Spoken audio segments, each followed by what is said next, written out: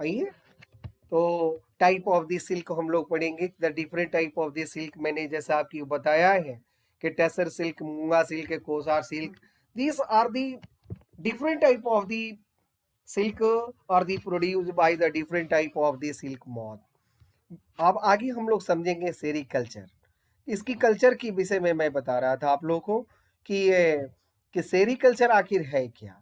तो इसको डिफाइन या आपका डिफिनेशन पूछा जाता है। The rearings of the silk worm for the obtaining silk is called sericulture. बच्चे केवल लिख देते हैं कि rearing of silk worm is known as sericulture, जो कि गलत है। आपको पूरी डिफिनेशन देना है कि the rearing of the silk worm for obtaining silk is called sericulture. आपने देखें, ये it is a butterfly like the structures, it is a silk moth और सिल्क वर्म कहते हैं।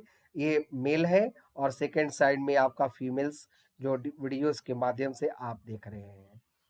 आइए इसकी हिस्ट्री को हम लोग समझने की कोशिश करें कि आखिर सिल्क की हिस्ट्री, सिल्क आखिर हमारे इंडिया में आया कैसे, इसकी खोज कैसे हुई। तो बच्चे एक बात समझिए, मैं इसको छोटी सी एक कहानी आप लोगों को मैं बता रहा हूं, जो कि इसमें मैंने थोड़ा सा चर्चा भी किया है कि silk was the discovered in the China around the 3500 BC. The silk becomes the prized the professions because it's the fine qualities and the luster. Originally, it was the used to emperor only. It was through the trade that the silk spread to other part of the world. Over a period of the time, the silk was the staple and the item was the trade during the ancient time. Due to this, the ancient trade route which is the link to the China to other part of the world that are called the Silk Route. As for the historian, the silk was the produced in India also. The proof of the use of the silk during the Indus Valley civilizations has also been the found. बच्चे आप सभी ने इसको read भी किया। तो अब इसको मैंने इसकी बात बताने के लिए एक छोटी सी हिस्ट्री आप लोगों को बता रहा हूं कि हेनतोंग सॉन्ग का रीजन था चाइना में, और आज भी वो चीज है चाइना में। ऐसी लॉ है, ऐसी कानून वहां की है कि यदि वहां की टेक्नोलॉजी दूसरी कंट्रीज में नहीं दी जाती है और देने वाले को सीधे मौत की घाट उतार दी जाती है। हुआ क्या कि सिल्क की तो खोज चाइना ने किया ही था, उसके डिस्कवरर भी है, वहां प्रोड्यूस भी हो रहा था, लेकिन हमारे यहां से को जब यहां से जो बौद्ध भिक्षु जो थे, वो बौद्ध भिक्षु बौद्ध की रीजन में जब चाइना में प्रवेश किए, उस समय तो कोई ट्रांसपोर्ट की साधन भी नहीं थी, लोगों को पैदल ही बॉर्डर क्रॉस करना होता था। और वहां पर जाने के बाद में उन्होंने उस जब कपड़े को देखा जो सिल्क से बनी हुई थी, तो बड़ा इनको अच्छा लगा और इनको जानने की कोशिश किया। गुप्त रूप से उन्होंने जानकारी किया, तो वहां पता चला कि ये पहाड़ों पर पाए जाने वाले कीड़े हैं। उन्होंने कुकुन के विषय में बताया, उन्होंने कैटरपिलर के विषय में बताया, उन्होंने प्यूपा के विषय में बताया और कहा कि यही कुकुन से क्या होता है कि ये सिल्क निकाली जाती है। अब तो बात तो इतनी तो भारतीयों के लिए कहा जाता है ना कि नकल भी करना भारत बहुत अच्छा से जानता है, तो अकल वाले को ही नकल भी करने आता है। बच्चे तो एक बात को अच्छी तरह से जानते हैं।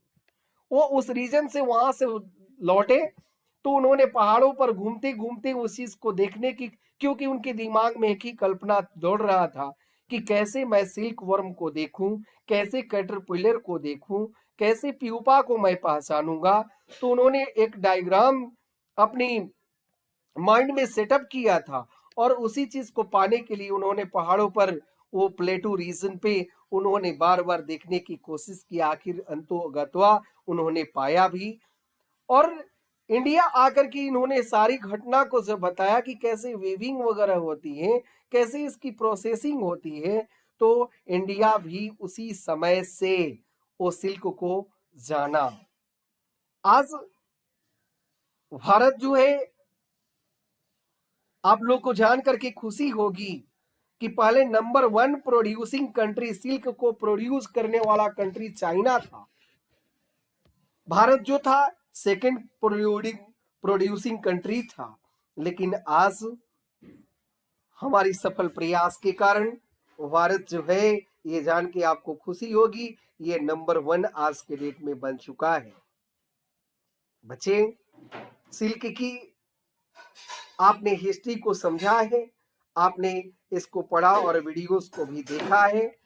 उम्मीद है कि आपको ये हिस्ट्री समझ में आ गई होगी। नेक्स्ट जो है, life cycle of the silk moth. There are the 4 stages in a life cycle of the silk moth: egg, larva, pupa and adult. इसमें एक पॉइंट मैं बताऊं आप लोगों को, जो कि इसमें मैंने नोटिस नहीं किया है, आप लोगों को नोट नहीं किया, कि प्यूपा और एडल्ट के बीच की एक पार्ट होती है जिसका नाम होता है caterpillar.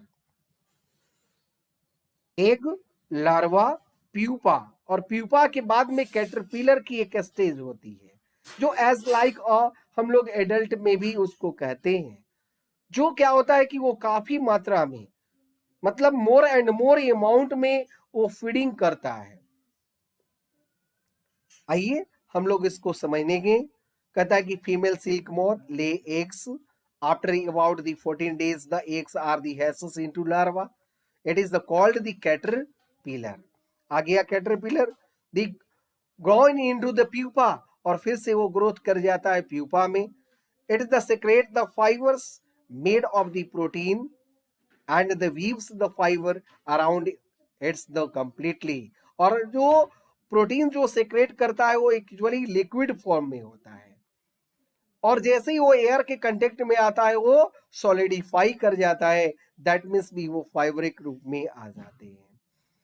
This the covering is, जो उसकी चारों तरफ से उसकी कवर कर जाता है, और उस outer most covering is known as the cocoon. lives the cocoon in a sometime after the coming out of the cocoon grow into the silk moth। वो फिर से जो कोकुन से जब बाहर निकलता है तो उसको काट करके कोकुन को काट देता है, और काटने के बाद में वो ऊपर बाहर निकल जाता है, जो एडल्ट सिल्क मॉथ कहलाता है। आइए इसको डायग्राम के माध्यम से समझने की प्रयास करें।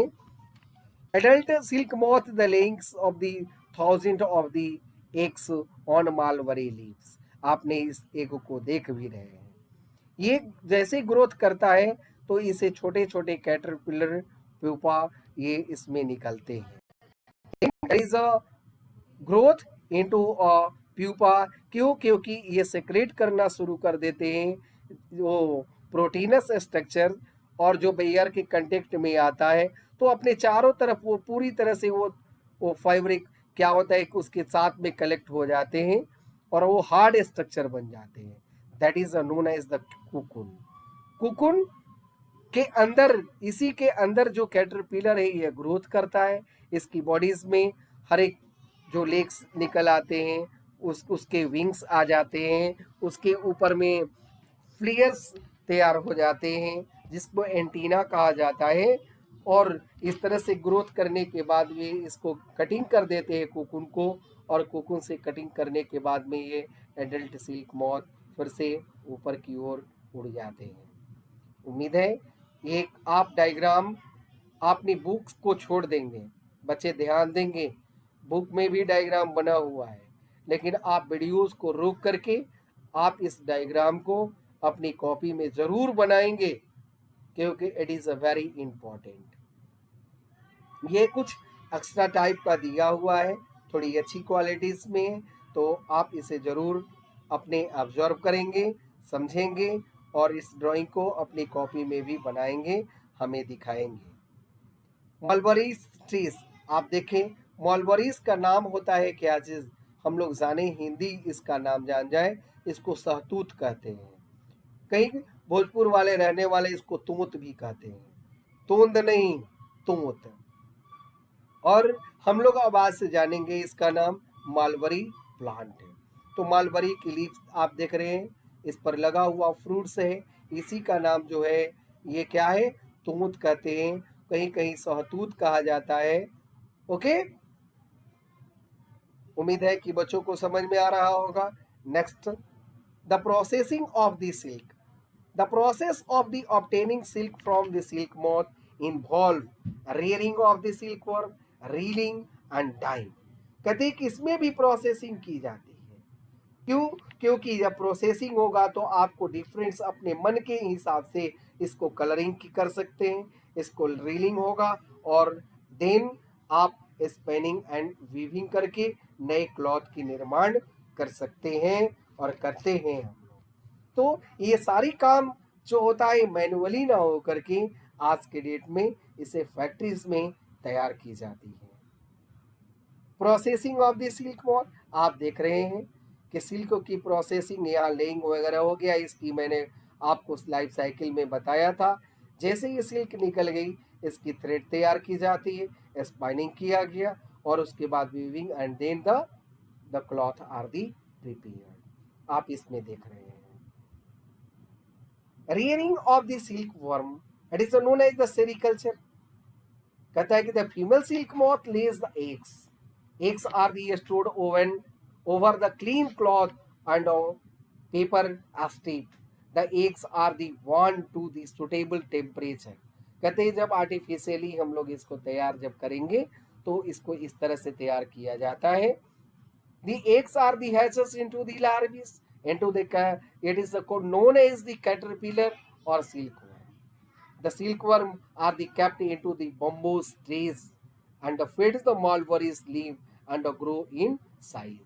उसको फीड करने के लिए क्या दिया जाएगा, तो mulberries leaf. After the 30 to the 40 days the silkworm stop eating and the begins to spin cocoon. वो 30 से 40 दिनों तक वो क्या करती है, तो फीडिंग करने के बाद में रेस्ट स्टेज में उसकी प्रोटीन जो है सेक्रेट होता है उसकी बॉडी से, और वो क्या होता है, तो धागे के थ्रेड के रूप में वो बाहर निकलते हैं। The cocoon get the hardens, ये बिल्कुल क्या होता है, हार्ड होता है, because the exposure to the air, मैंने बताया है कि एयर के संपर्क में जैसे ही जब आएगा तो वो हार्ड हो जाता है, दैट इज सॉलिडिफाई हो जाता है। Inside the cocoon the silk worm that developed into the silk moth. बच्चे आप इसको देखें, इस तरह से हम लोगों ने रियरिंग का काम, रियरिंग ऑफ सिल्क मॉथ की डायग्राम आपको दिखा रहे हैं। Adult silk moth laying egg, cocoon are prepared. There the caterpillar and in this way the hatching is occurred. That is the rearing of the silk moth. Next the point is the reeling of the silk. The cocoon are the collected and kept in the sunlight and boiled at the exposed to steam. तो आज बचे हम लोगों ने next जो part आप लोगों को मैं बताऊंगा, ये नेक्स्ट वीडियोस के माध्यम से आपके तक ये बात पहुंचेगी कि अब किस तरह से readings and the other processing is occurred in a silk. Okay, thank you to all, thank you.